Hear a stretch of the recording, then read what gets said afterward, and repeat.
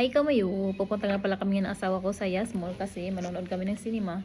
Bali dating time namin to kasi first wedding anniversary namin. Tapos ito nga pala yung regalo sa akin ng asawa ko. Nakakatuwa pa kasi yung box nito tsaka yung paper bag naiwan namin sa naiwan namin doon sa Pulutan House siguro yun nung kumain kami kahapon. Pero ugali na talaga namin na pag bibili kami ng gold, sinusuot ko na agad tapos kukunin ko yung resibo, ilalagay ko sa bag. Tapos dinadala na lang namin yung mga ganitong box o kaya yung na may paper bag.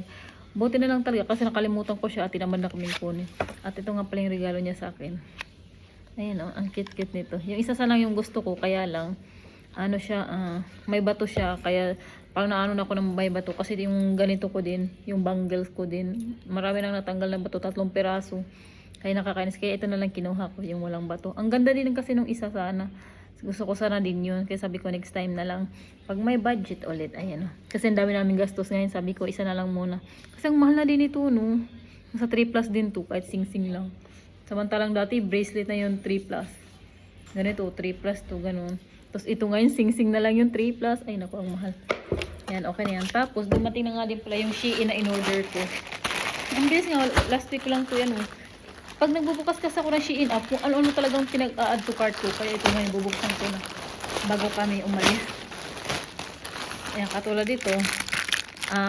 Lagay ng remote. O, diba? Kung ano-ano mga, ewan ko, gym ko na lang pinagbibili ko.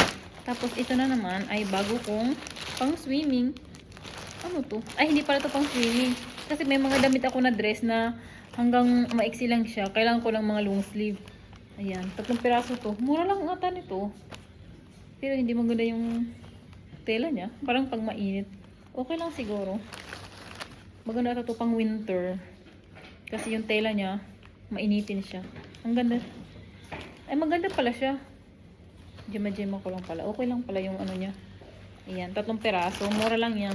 Tapos, tingnan nyo, bumili na naman ako nito. Kasi sobrang maliit yung binili ko nung nakaraan eh. Tapos, alam mo, parang kakalukuhan ko lang naman. Payong ng cellphone. Diba?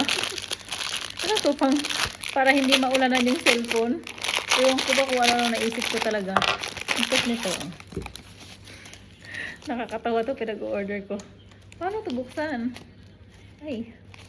Hello. Baka naman ano to. Ayan na. Ay, ganyan lang pala. Ayan o, diba? Yung cellphone may payong na. Parang kasya pang yung ulo ko dito. Yan o. Kunyari itong cellphone, ayan, may payong yung cellphone. Kasi may sipit din siya dito. Oh. Ganyan.